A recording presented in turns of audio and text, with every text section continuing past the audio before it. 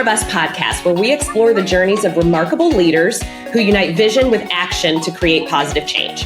I'm your host, Aszure Gray.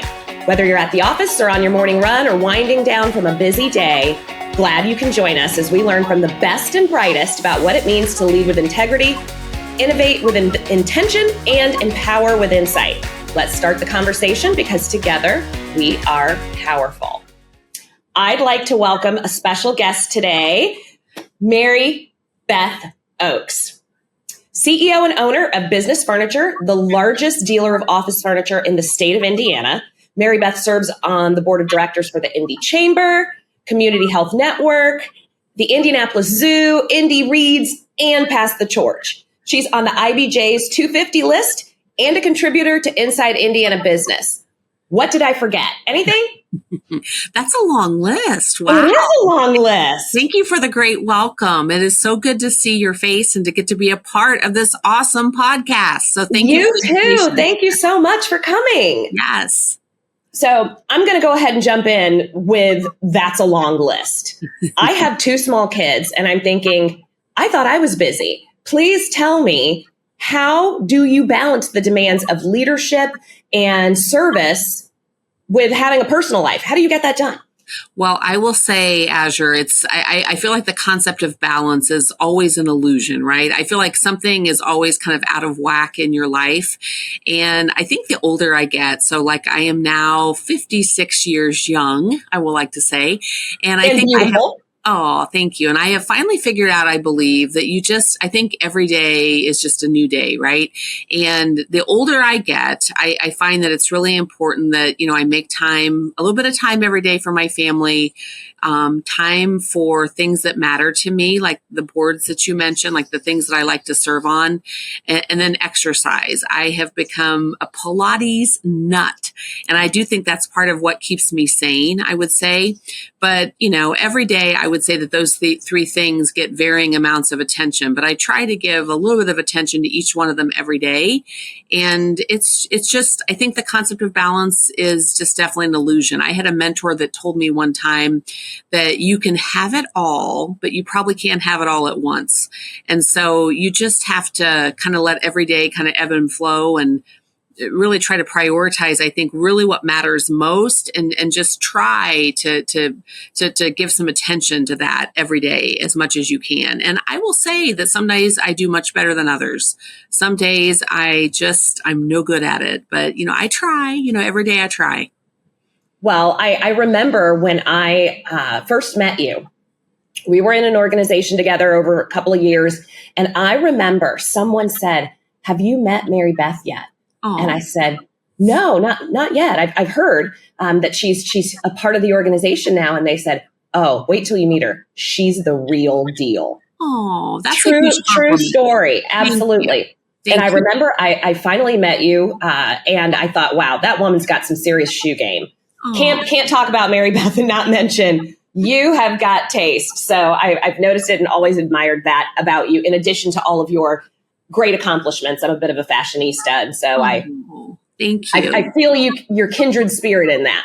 Oh, thank you. I think you've got some major shoe and fashion game too, Miss Aszure. I do. So, so we are kindred spirits in that way. And so, yes. And I love the way that you and your team are always like really perfectly branded. So that is why I showed up in my Business Furniture swag today. I'm so glad you did. It's the perfect color for you too.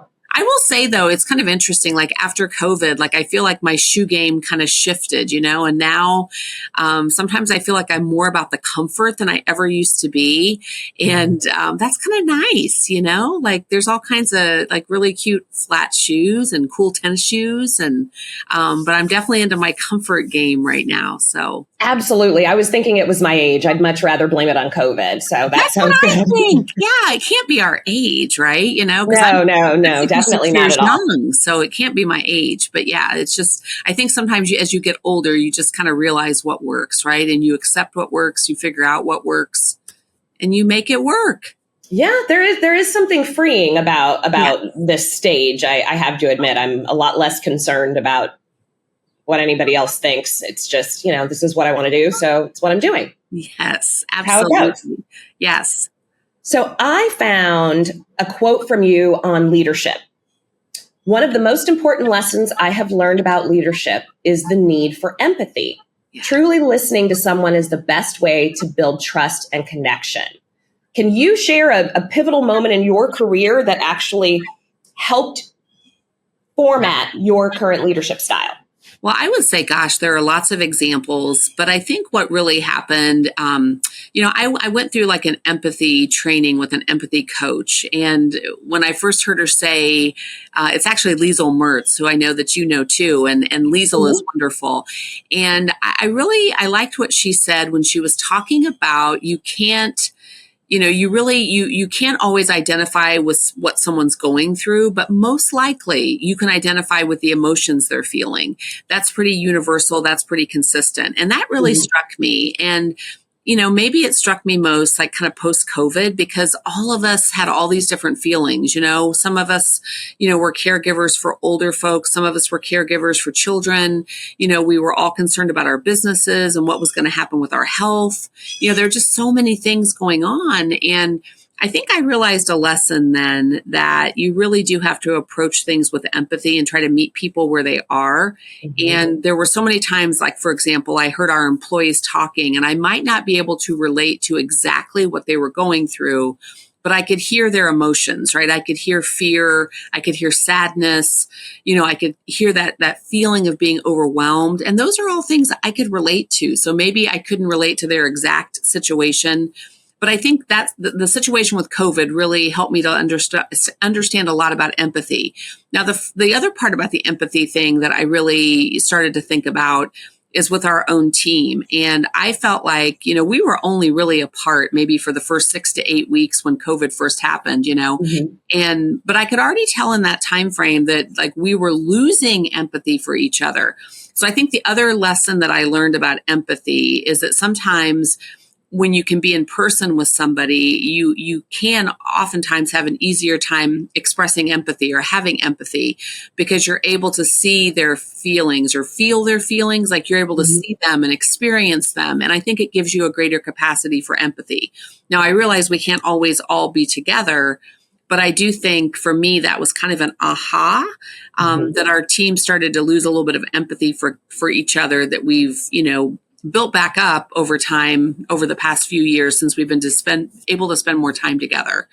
But that really strikes me as incredibly insightful. So thank you to Liesl as well. Shout out. Yes. Because as we're heading into, I won't talk politics, but we're heading into the election. Yes. And that I think is huge to think about, understand what someone's feeling versus, well, that never happened to me, or I don't really care about that. But as a person, I understand fear. Yes. I understand sadness. I understand depression. I understand such a wide range of feelings that if we could look at each other that way, instead of the issues, that would help a lot. So a little advice to reuniting the country after this election, right? Right. And I think I have a goddaughter that's been going through some health problems in the past couple of years. And I've learned a lot about empathy in that situation because there are just times I can't relate to her exact experience.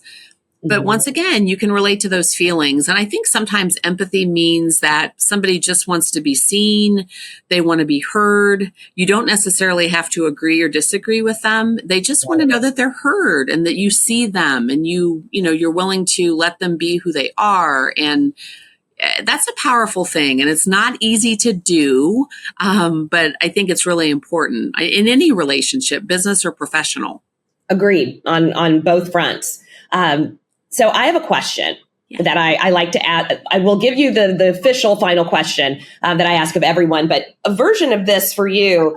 In your view, what is the most critical skill or feature or trait that a female leader should possess in business right now? What do you think?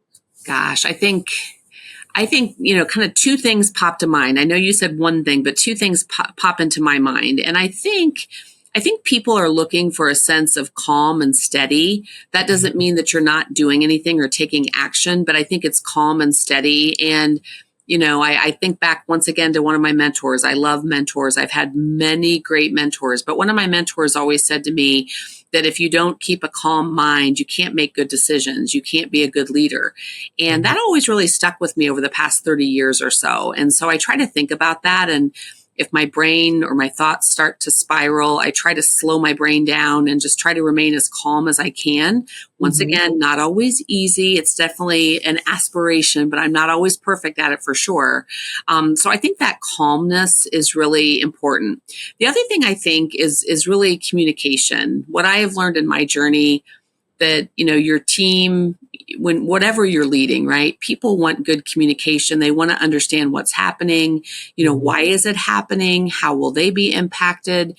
And so I think, really being willing to communicate and to be transparent and to share what you can share and to do it, in a calm way, but in an informative way so that you're bringing people along in a journey. I always think that really does help to solidify a team. So I think good communication is key. And I feel like sometimes, like if I look in our organization, when things go off the rails, usually it's because we get into a hurry and we don't maybe communicate as effectively as we had hoped. And that's sometimes where confusion, mutual mystification, disagreements, misunderstandings, everything can kind of happen out of a lack of communication. So I would say, steady and calm and good communication are two of the things that I would really, recommend for any female leader as something to consider. I think that's great advice. I remember reading somewhere, I don't know if it's absolutely true, but that the strongest predictor of success is your ability to communicate. Absolutely. And so it is huge. And I absolutely agree. As soon as you said that, it popped into my mind of something I just thought where I didn't communicate effectively and it created that problem. And the other time I didn't, and it created that problem. And just yesterday, when it created that problem. Right. So it's really hard to do, even if you consider yourself to be a good communicator, which I do. But nonetheless, getting it right is so hard. It's so hard and it's so important. And I was just talking to someone yesterday. I was thinking about my undergraduate days in college and my major happened to be in communication. And mine too. Oh, well, I saw that about you. Yes. That's why we're kindred spirits here. But I was thinking about that. And I was just thinking about sometimes people say that they don't really use what they learned in school. When I think about those communication classes, I use it every single day. And that to me feels very rewarding and like, very worthwhile the time I invested, because I think it shows up every day. And I remember when I first started my career many years ago, I remember that whole notion of EQ came up, that emotional intelligence. And I was always kind of fascinated with that because I think it's so important how you communicate, how you relate with people. We didn't really talk about it like that when I was in college, but now I see really what that means. You're right. I mean, I think your ability to communicate, to connect with people, to show empathy, right? That's a part of communication. Manage yourself. Manage yourself. I mean, those are all parts of communication. And so I think it really is an important skill. It used to be maybe considered something that was kind of soft and squishy, but it's really, I think it's vital. Absolutely vital. I absolutely agree with you. And I think that it's starting to move to a little bit more mainstream as opposed to, kind of that soft skill. We don't really care about that cream puff stuff. But now it's really something that you begin to see in order to function, not only in a professional setting, but in society. It becomes really difficult if you can't walk away, manage your temper. I mean, just act respectively with people. And it's hard for a lot of folks out there. It's hard to regulate your emotions, especially when maybe you're having a bad day, the other person's having a bad day. And boy, that's where that calm definitely comes in. I have to remind myself, take a deep breath, take a few deep breaths. Take a walk. Come back later. Absolutely. Yes. As I was thinking about that question with you, I found a quote from Ariana Huffington about fearlessness. And it's not the absence of fear, but the mastery of fear. Ah, yes.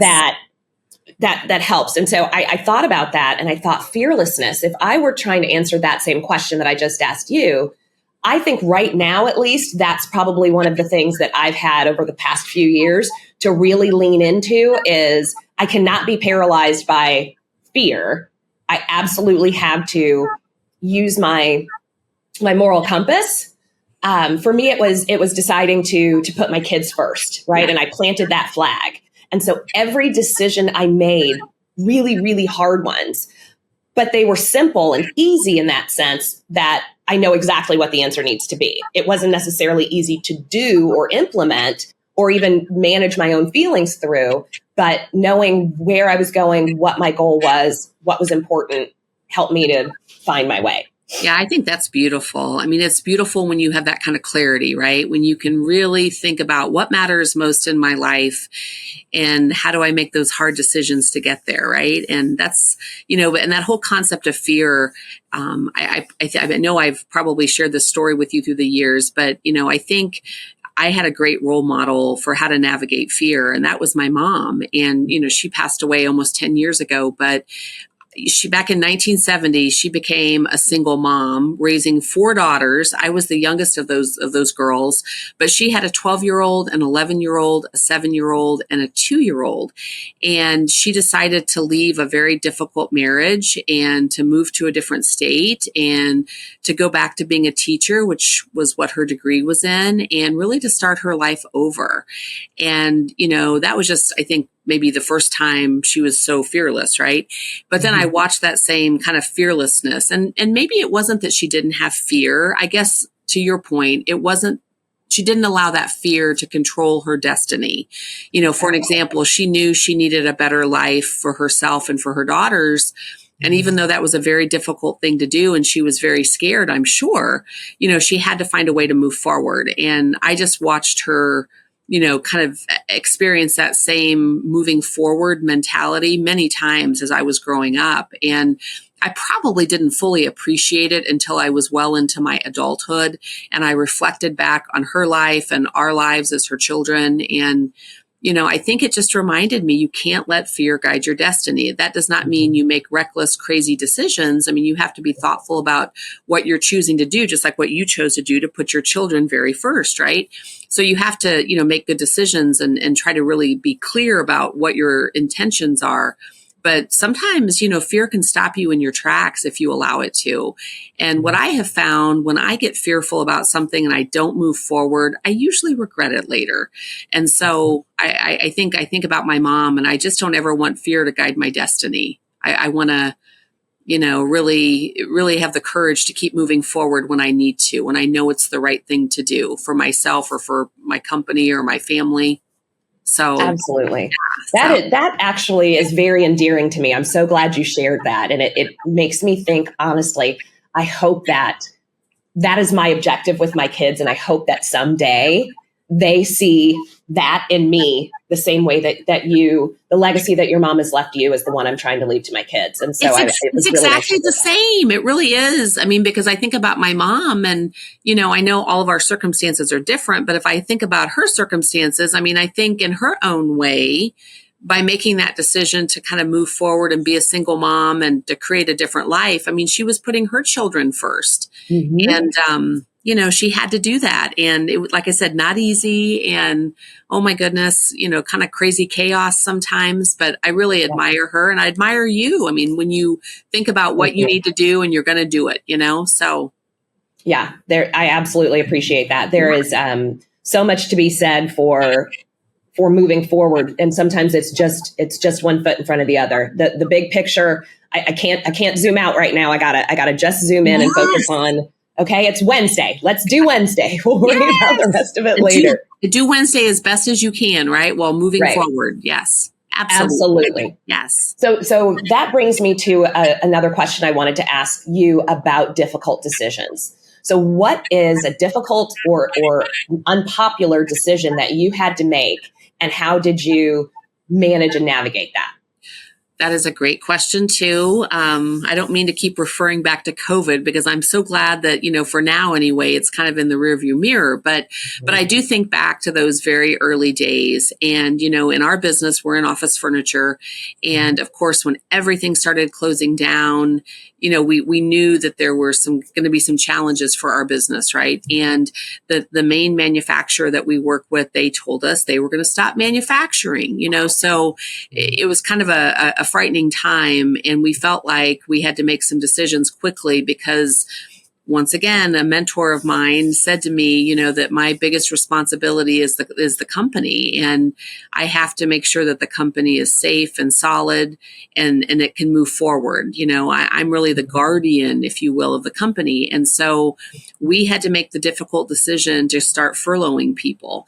And it was unpopular. It felt like we were, making decisions that really were going to impact people negatively, which, in some cases it did. But I felt like, the buck always stops with me, because as the CEO of the company, the buck always has to stop with me. But I felt like it was really important that we had to protect the company. And that was first and foremost. And so that was a really, definitely a hard decision, an unpopular decision. It goes back to communication because we felt like at every turn, we really needed to be honest and transparent with our employees about what we were seeing, what we were thinking, and trying to explain the why behind those decisions.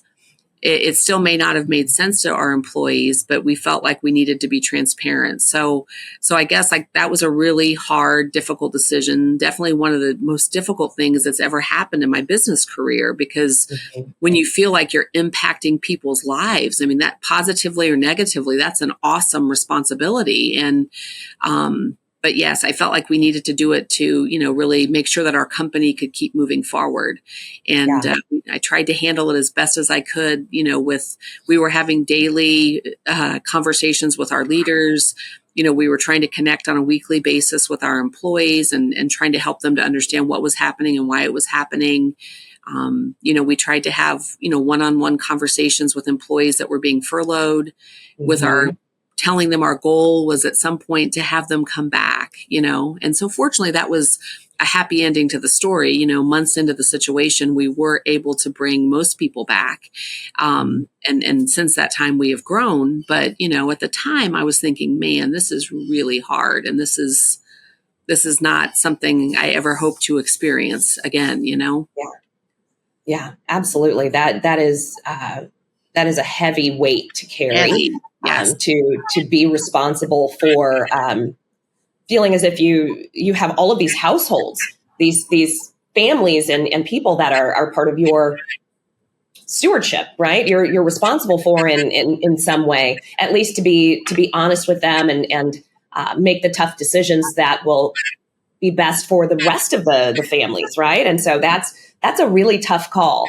I would not have wanted to have to do that. I know COVID put us all in some really scary places. You'd almost think we'd be more empathetic with each other now, having all had to experience this together. But for some reason, it kind of turned people a little wonky, I think, in a lot of ways. It did. I mean, I think it was such a challenging time. I mean, definitely it was a hard time, but man, what a great teacher. I mean, I learned so much from that whole experience, about our business, about our people, just about leadership, life. I mean, so definitely a good teacher there. So yes. I learned a few lessons about myself that truth is, right? I found my ability to be inside with children's programming on almost 24 hours a day definitely has the ability to drive me to the edge. No question. Yeah, we learned a lot, right, about our home situations and maybe what we liked and what was a little challenging. And, so I think I was one of those people that I loved getting to spend some extra time with my family. That was delightful, even though we were in challenging circumstances. But it made me realize I really do love getting to go into our workplace every day and getting to see our employees. And that's very meaningful. I realized it's how big of a part of my identity my work is. Me too. Or good or bad. It's definitely without it, or at least, it was still working, but nowhere near the same. It just didn't feel the same. And that was really difficult for me. I enjoy and embrace the fact that being a professional woman executive is something I really enjoy. And it makes me sad to think about losing that.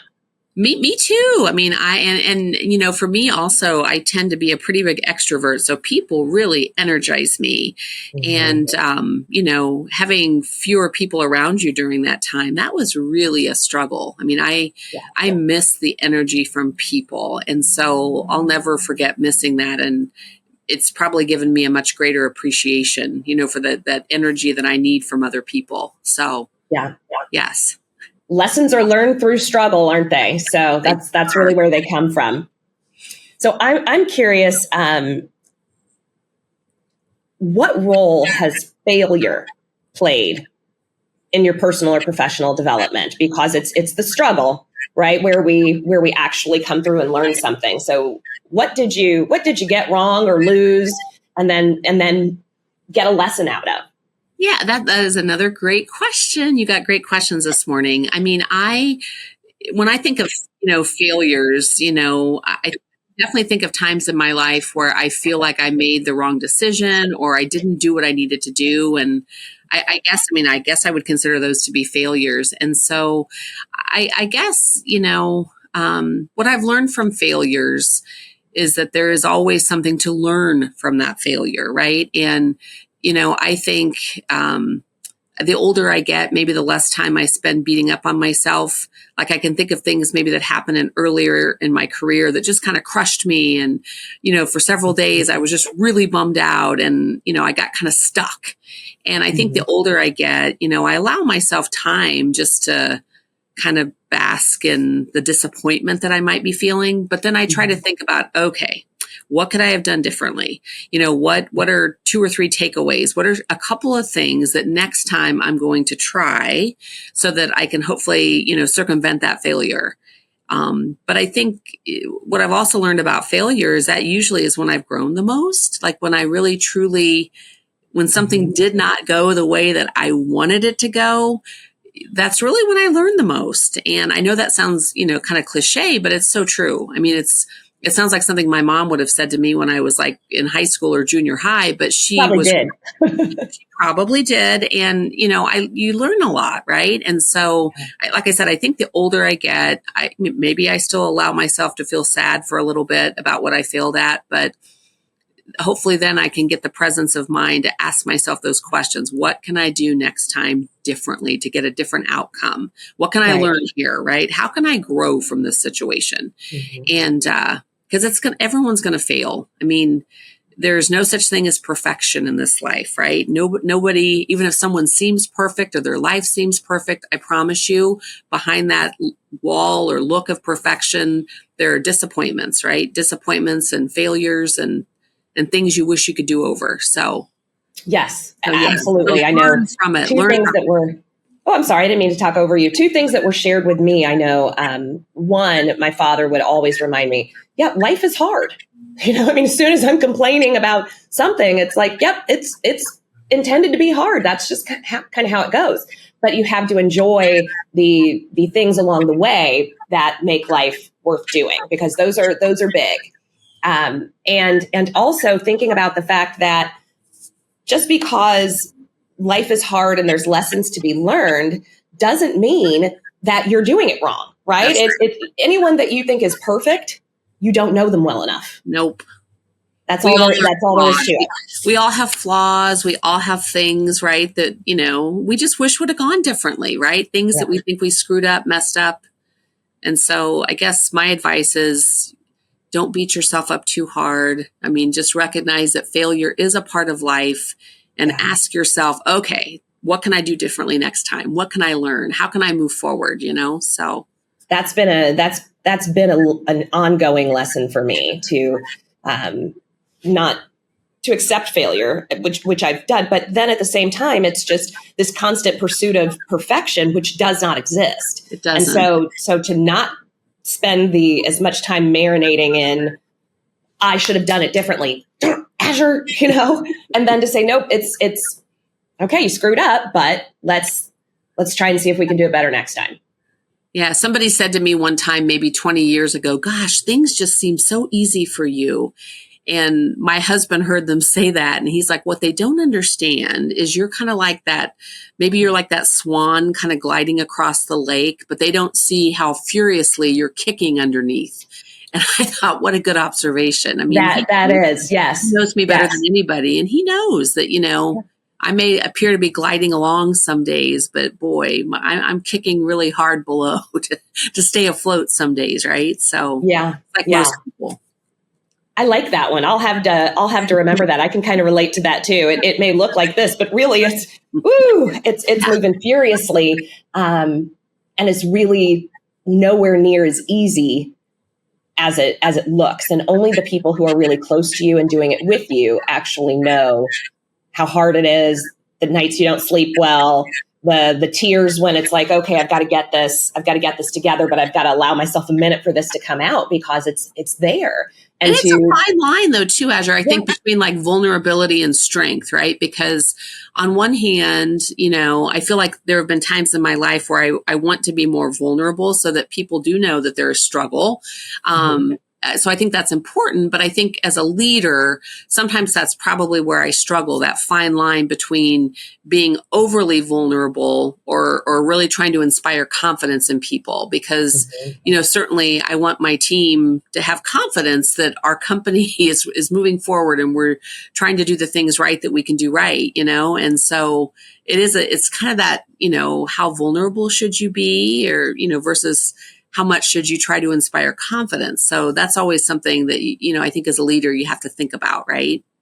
And it's really, that's been a hard one for me. I think it was the feedback I received when I actually recorded the first episode of this podcast. My producer after said, you could try to be a little more vulnerable, show a little of yourself. And I thought, oh my God, that is something I don't do very well.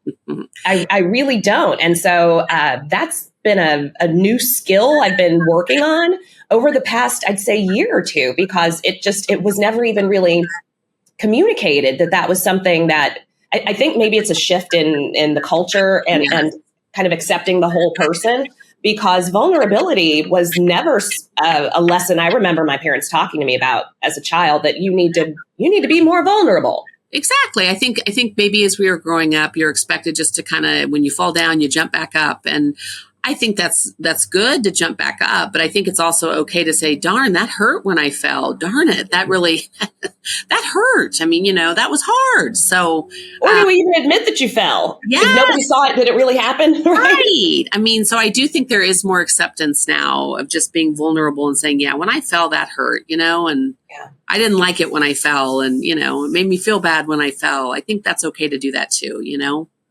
Absolutely. And you have been in this game, and a business owner for a while now, right? Yes. Maybe almost 20 years or so, I think. Yes. And so, yes. How has that changed over that period of time? Even now, it's still significant to be a female business owner. Yeah. And I know that you have a co-owner, and your president is also female. Yeah. So shout out to Business Furniture. But how has that landscape changed from then to now for you? I think the landscape has changed. I think that, I feel like when I first got into the business, like in our industry, it's pretty male dominated, that people are in this office furniture, office space industry, very male dominated. And I definitely see more female leaders now, which I think is great. Mm-hmm. I think that sometimes inherently the way that maybe men lead versus how females lead, just there can be some differences, right? And maybe it isn't even a gender thing. Maybe it's just a person thing, right? And so I feel like what we have tried to do as a company, Suzanne, you mentioned my business partner. I think what we have tried to do is really try to shape our culture with empathy, collaboration, connection, and really being sincerely interested in what our employees think. Now, that doesn't mean it's groupthink, and that doesn't mean we can always do everything that everybody wants to do. But I do sincerely believe as a leader that we have to give people a voice. They have to feel safe. There has to be psychological safety that they can come forward to kind of express what they're thinking. And I do think that maybe 30 years ago, like as I was starting in my career, I don't necessarily know that that was the landscape or that was the culture. Of really people speaking up and leaning in and talking about their feelings, talking about what they're experiencing, and really being honest and transparent and using their voice. And I think that's really important. It definitely makes leading more complicated, because you experience a range of experiences and emotions and thoughts and feelings, and that can be challenging to navigate. Yeah. But I feel like in the end, it's the right thing to do. It's the right thing to give people that voice. So I think, I don't know if that's a female leader thing or just a leader thing. I don't mean to suggest that a man can't lead in that same way, because I'm sure they can. But I think that for me has been something that's really been a big shift, and something that I know Suzanne and I have focused a lot about. We want people to feel very comfortable leaning in and speaking up and sharing their thoughts. And, another mentor of mine, Marcia Barnes, who I know you know, Marcia, I heard her say a few years ago about leading with love. And that really impacted me, because I just think that's a good way to look at it. I mean, if you can lead with love and sincerity and good intention, I think that's really important too. And maybe that wasn't always a popular way to lead 20 or 30 years ago, but I think it definitely has a place now. I think I agree with you. I think that the bar has been raised on leadership now. And so it is more challenging. But because the bar has been raised, I think it's made the world and your workplace better. Yes. Right? I think there's definitely some really positive things to just the empathy, the inclusivity, that there's at least a willingness to listen, whether or not you implement what they want, right? It's not groupthink, it's not that kind of thing, but it's still an opportunity to have input and to feel seen and heard. So all those are extremely important. So let me ask you, as a leader, the great one that you are, how do you continue to develop and grow your skills even now? So I think it's really important. I mean, I know we are a part of True You, for an example, and I really enjoy that experience because we're with other like-minded leaders and we all care about people and about culture. We all recognize that, your people help you to have a great culture. And when you have a great culture, I think you can be a great partner to the clients that you serve. And so I think that's really important. So I think it's organizations like that, that really challenge my thinking. I know we work with Amy Woodall as a business coach, and so many lessons. Own your shit. Yeah, own your shit. I mean, I feel like I quote Amy on a daily basis, just lessons I've learned. So I think it's about continuing to learn. Sometimes life gets busy and you're like, oh, I don't have time for this. So I think for me, certainly podcasts like this one, I'm in my car quite a bit, right? So podcasts are always great to listen to. And I love, listening to books on Audible. I love keeping that mindset going, that there's always something to learn. I'm 56 years old, as I mentioned earlier, but I don't know everything. There's so much to learn. Right. So I try to surround myself by people that I know that I can learn from, whether that's people in our company, people in the organizations that I serve. I try to really surround myself by people I can learn from. I mean, Suzanne is a good example. Suzanne is a lifelong learner, and, she reads constantly.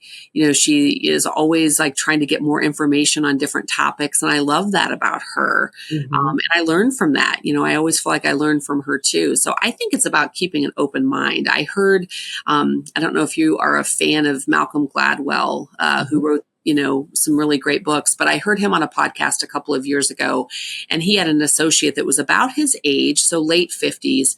And that person was saying, well, I don't think I need to go back into the office because I know everything I need to know.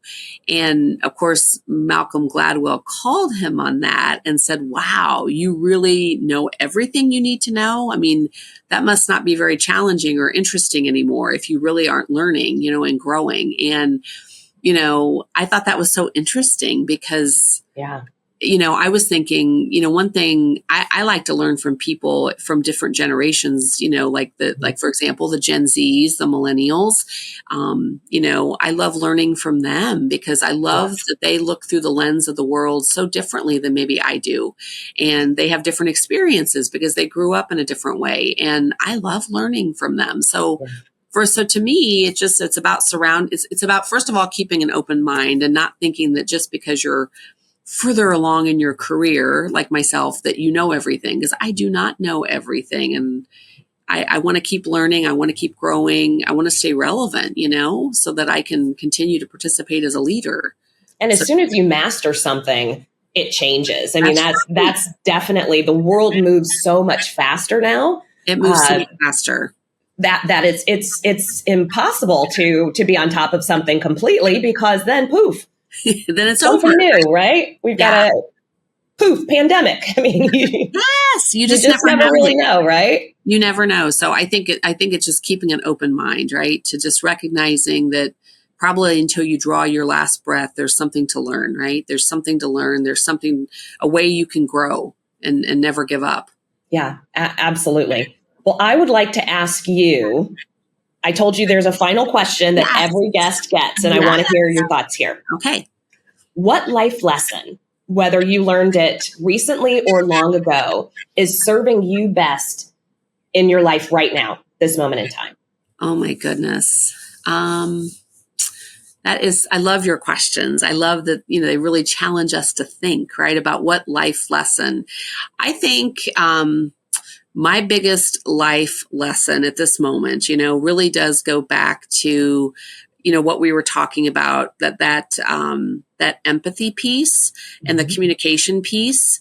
I think sometimes as a leader, I think the people that work with me on my team would tell you that sometimes I go into solution mode and I don't ask questions. I don't have enough curiosity. So maybe it boils down to curiosity. I have learned the lesson that curiosity is a good thing, right? And so when you're entering into a conversation with somebody, really trying to ask questions to try to understand their point of view, to understand the situation, before you start to become, fix it Frank, or, kind of jetting out there with lots of ideas and solutions. And really hard for me. That is something I'm trying to get better at as we speak, every minute of every day, because my natural inclination is just to leap in there, right? Just leap in there.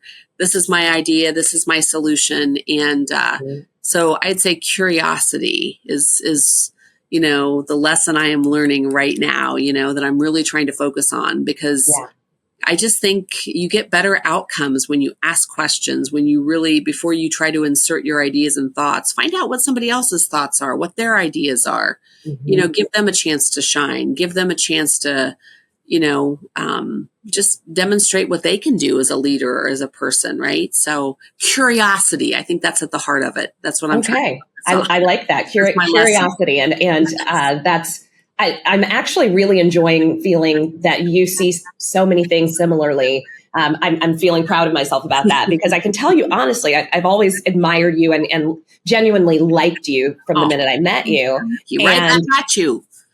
Curiosity, I think about all of the times I'm looking and trying to find information on this and on that. It was one of the things that told me about curiosity was when I was pregnant with my first child, my daughter, and I was researching, all this stuff about motherhood and pregnancy and babies and everything. And what I read was a really interesting stat that said people who do that actually are trying to find information, make better parents, whether they find anything out or not. It's the desire to do so, the energy and the effort that actually tips the scale. So no one's going to be out there with all the information, because everyone does it differently. First time, that's one thing you really don't have a manual on is raising children, right? And so they weren't raised perfectly either. There's nowhere to find that information, but it's the desire to do so that actually creates that. And I think it applies to everything in life. It business does. as well, professionally, to be able to say,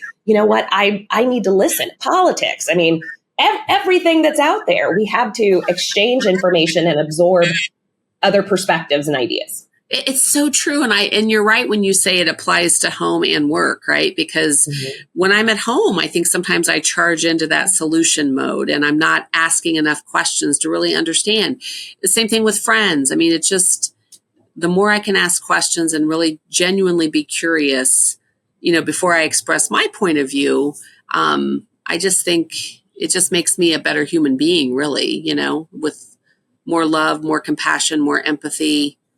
Exactly. But not always easy to do. That's why I said I'm really, that's my thing right now, being curious. So yeah, absolutely. Well, thank you so much for sharing everything that you did today, your vulnerability, your inspiration, a little bit more about your life growing up, all things that I didn't necessarily know, even though I've known you for a while. And I'm so glad that you took the time to join us today and to share so openly.